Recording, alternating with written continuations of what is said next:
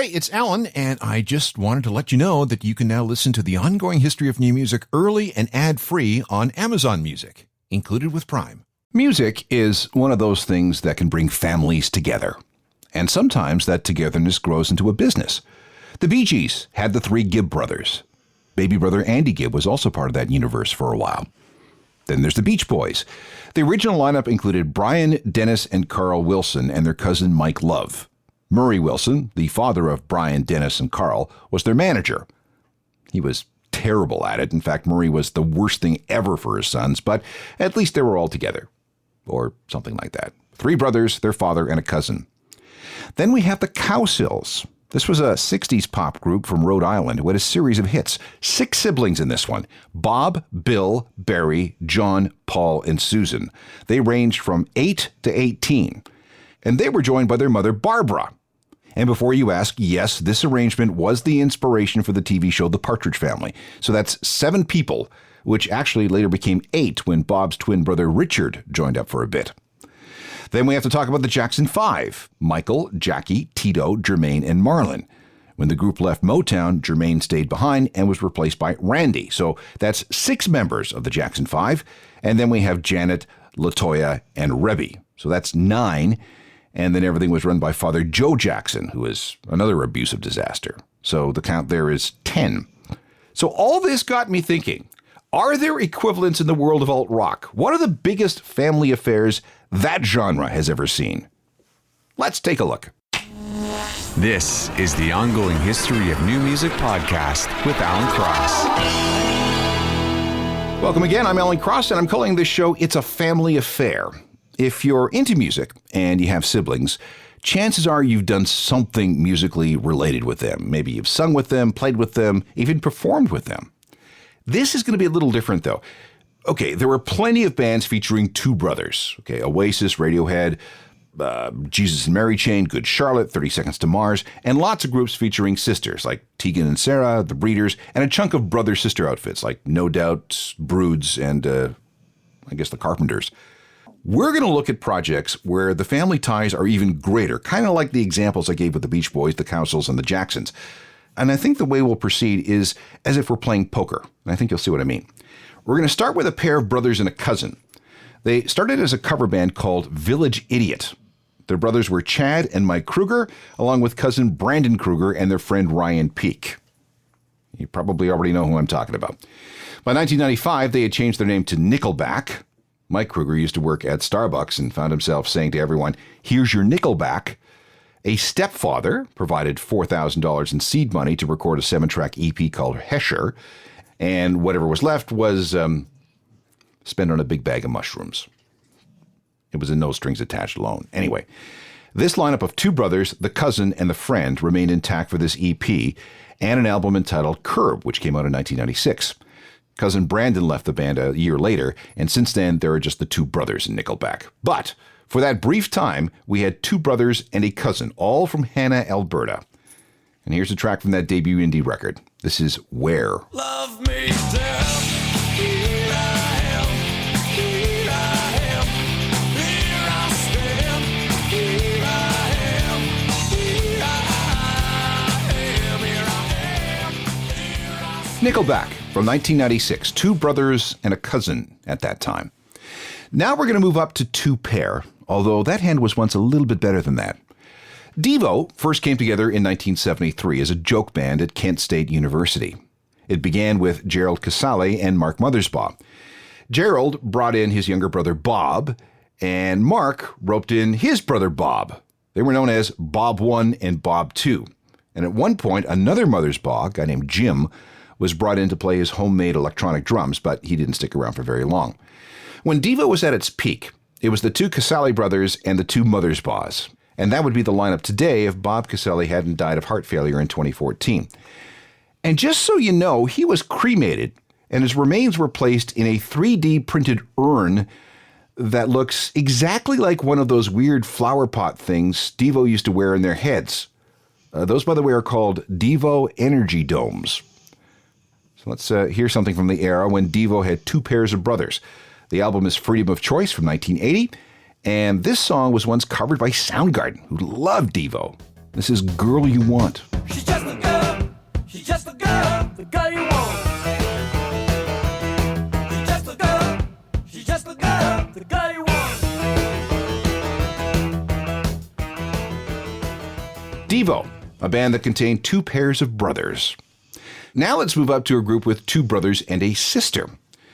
The roots of the Cowboy Junkies are in a punky sort of band called Hunger Project, which was formed in Toronto in the early 1980s and existed for a while in New York.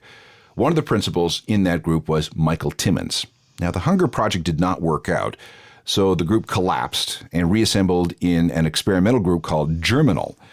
They got some good reviews, especially in the UK, but it didn't really work either. So everybody went back to Toronto to start all over again. And this is when Michael brought in his younger brother Peter to play drums.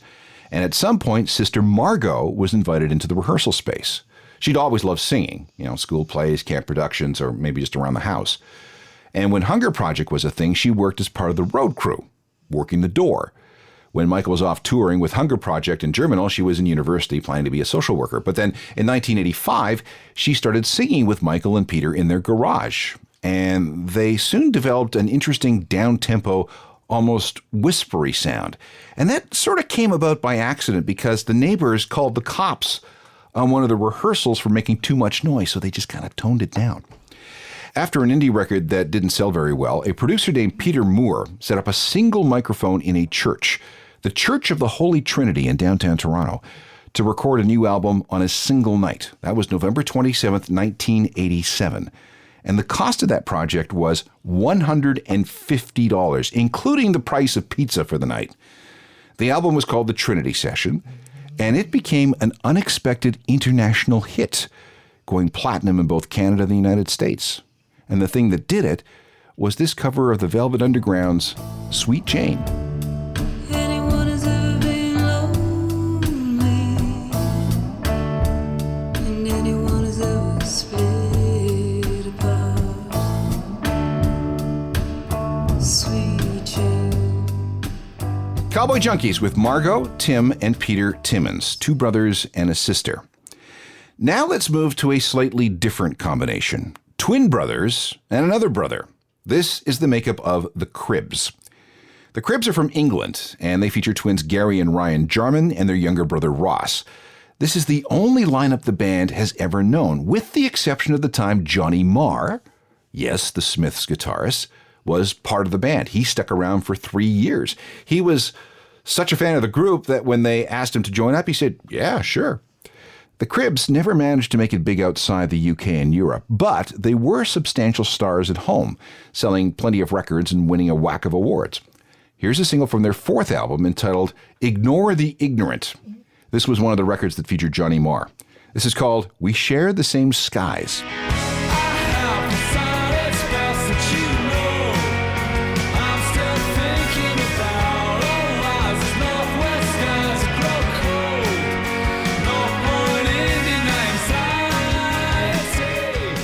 The Cribs, featuring two identical twins and their younger brother. And for that song, Johnny Marr, ex of the Smiths on guitar. We'll continue this family affair exploration with more examples of three of a kind, and then moving up from there in just seconds. We're sorting through the family units that have made an impact on alt-rock through the decades. And like I said at the beginning, while there are many of groups that feature two members of the same family, we're looking at outfits that contain more than that. The next example is another three of a kind, the three Ferris brothers from In Excess. The group started with Andrew Ferris. He was in a high school band called Dr. Dolphin and somehow managed to convince a classmate named Michael Hutchins to join up. In 1977, Tim, Andrew's older brother, asked if he, Michael, and another member of Dr. Dolphin named Gary Beers if they wanted to merge with a group called Guinness, which was not named after the beer, but a dog. And they also invited younger brother John Ferris to join. This became the Ferris Brothers, and when the Ferris family moved to Perth, the other guys in the band stuck together under the name The Vegetables. But then, everybody was back together in Sydney by 1979, where they started performing under the name In Excess. That's back when it was really hot to have what I call a license plate name. In Excess, U2, XTC. And originally, the idea was to try to break into the Christian rock market, which lasted about a minute. INXS has gone through a lot since then, a lot of international success, multi-platinum albums, paving the way for other Australian bands, and of course the apparent accidental suicide of Michael Hutchence in that Sydney hotel room in November of 1997.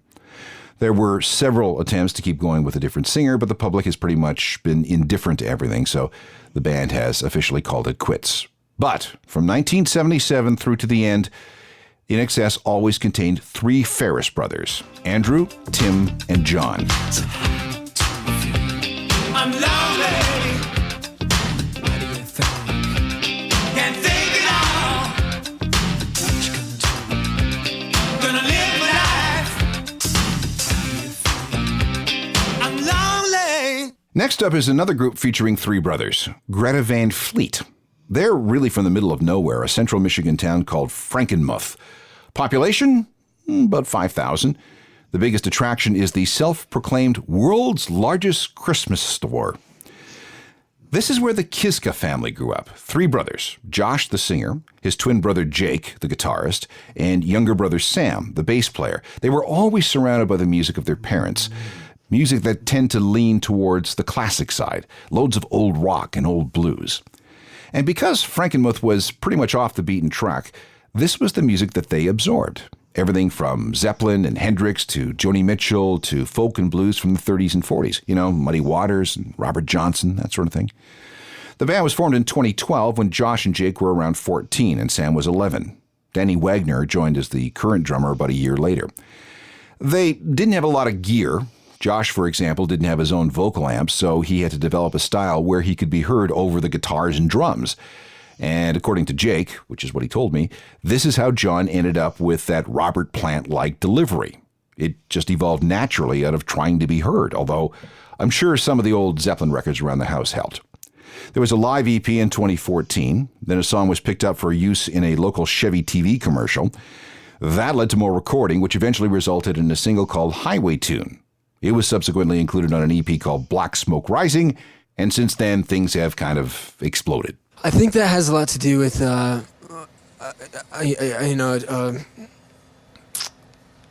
important childhood with music. You know, it's like there are three of us, our brothers in the band, and we grew up around a lot of our parents' vinyls, and it was a lot of that stuff. And we were kind of raised in a musically nurturing environment where it wasn't necessarily just music, but there was a lot of film and a lot of literature, and we had a lot of traditional music, lying around, and it was kind of When like you say traditional, what do you mean? Like roots music, like blues that was, Elmore James, Willie Dixon, Robert Johnson, Muddy Waters, Howlin' Wolf, all the Kings. That very early on American blues stuff. That wasn't necessarily, because and then folk, like people like Arlo Guthrie and Bob Dylan, Joni Mitchell, John Denver. So this was your mom and dad?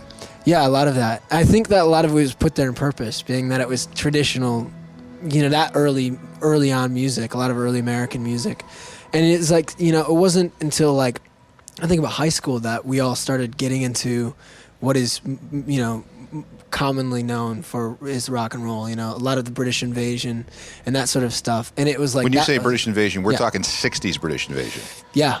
Okay. And I think, that we figured, it's like we came together and sort of started just organically playing around musically, and that's, it's just sort of what happened. I suppose that's a benefactor of our youthful ignorance, in the sense that we're not really, going for one sound or another, that it was something that sort of organically just kind of naturally happened. I'm going to make a guess here, saying that if there had not been three brothers in the band who had grown up around this kind of music, right, that you wouldn't be what you are now. Right. You wouldn't say, because you all had the same, and two of you were twins, right? So you're all the same sort of age, and you all picked up on the same things at the same time. Yeah, same life experiences, right, that we've shared, commonalities and things like that. And it's very easy to communicate, especially just in general, but artistically, I think that we're on a, we're on the same page a lot of the time, where it's like, well, what creatively has to happen here when we come to a juncture where we're deciding, well, what should the guitar be doing here? And I think we're all like, yeah, it should be doing this, or, it's like, as an example, but, that affects the live performance as well, because it may just take a glance at someone for them to know exactly what you're talking about or where you're going. That's brothers. Yeah, right. Because you've grown up around each other, and you have all this. You have a secret language. Right. You don't even know it. You have a secret It's language. body language too. Yeah. So sweet, so fine, so nice. Oh my,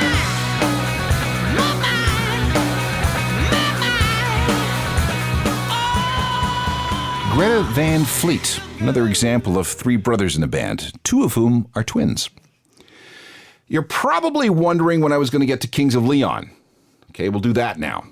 Here we have three brothers and a cousin. The brothers are Nathan, the oldest, then it's Caleb, and finally Jared Followell. There is a fourth Followell, and that's Matthew. He's a cousin. The Lyon in their name is in honor of grandfather Lyon Followell, who died in 2014. The group itself was formed in 1999. Everybody uses their second name in the band. Nathan's first name on his birth certificate is, for example, Ivan, which was his father's name. Caleb's first name is Anthony, Jared's is Michael, and the first name on Matthew's driver's license is Cameron. All right, back to the three brothers. Ivan, the dad, was a fire and brimstone preacher who bundled his homeschooled sons in a car and took them on the road to revivals across the U.S. South, which must have been fun. I would imagine that traveling with Dad, the Pentecostal minister, that you've got a bunch of rather unique road stories about traveling with Dad, right? Yeah, I don't know. I mean, for us, it was good times. It was, family all together on the road. So, I mean, they're, just normal road trip stories, pretty much. There wasn't anything really crazy going on. But Dad liked to rock. I mean, he would put on, the Stones and Neil Young in the car when Mom wasn't there, right? Yeah, when she'd fall asleep, he would. That was actually my best memories, was when everyone was asleep, and I would stay up with my dad, and we'd listen to music, or I would stay up to keep him awake for the long drives. But yeah, we had some good times. What else would you listen to? Neil Young? There was the Stones. There was Zeppelin. What else? Pretty much whatever was on the AM radio at 2 o'clock in the morning, because he would put it on sports to make my mom go to sleep, because she would get so bored and she would pass out. Then as soon as she would go out, he would flip through the AM stations until he came across See, there's nothing like driving through the South with an AM radio on in the middle of the night, because the stuff that you hear is like, you don't hear that kind of stuff anywhere else in the world. Yeah, it was quite interesting. He would also listen to, if he came across someone that was preaching on the radio, we would listen to it, and there were some funny preachers, like just not that smart of people, but they were on the radio trying to reach out to people, and we would have a good laugh at them. There was a station out of Nashville. I used to do late night club gigs, and I would drive home through the country and with the AM radio on at the far right-hand end of the dial, which is where all the low-power stations were. And I remember picking up stations from Virginia and South Carolina and Tennessee and Kentucky. And you're right, some of those preachers were really kind of weird. This one guy was trying to sell people a lucky thing for your shoe. And what he would, he wanted you to send in a donation. He would send you this lucky thing for your shoe. And it was hysterical. That's pretty funny. Yeah, they'll try to sell you anything. I mean, Sounds about right. anything can get you to heaven on the radio. I actually saw one guy, a televangelist one time, that was actually trying to sell the tears from Jesus that he wept on the cross. Like, the most ridiculous, and there were people that were literally for $39.99 you could actually get. They never evaporated or anything. It's crazy. And there were actually people that bought, I'm like, who the hell was there with a little yeah, could you cry into this bucket, please? Someone who's a very smart investor. $39 now, that's like $1 million in the Bible days. And now that you know all that, a lot of Kings of Leon music starts to make sense in a different sort of way, doesn't it?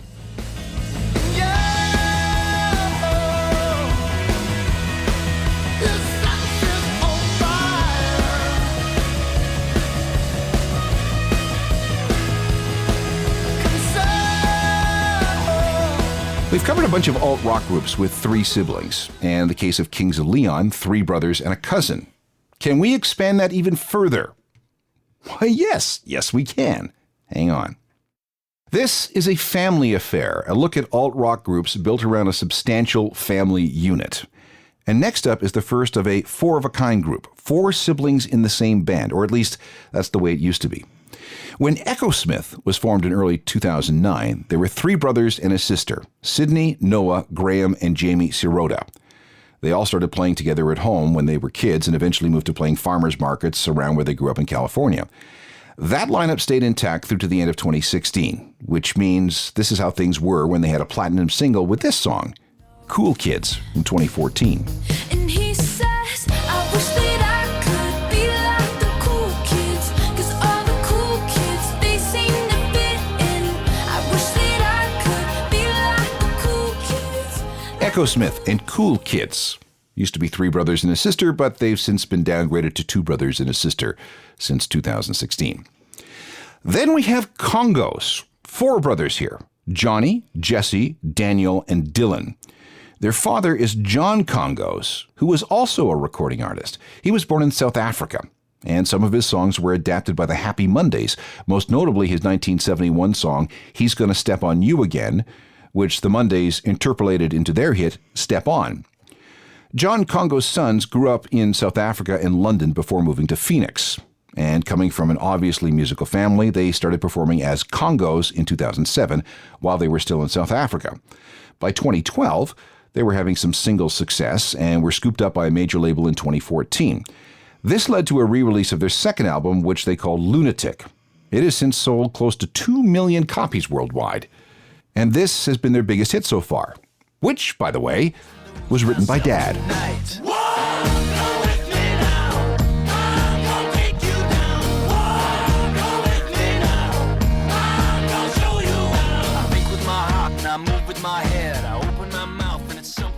There's a family unit, the 4 Congos brothers, with a song written by their father.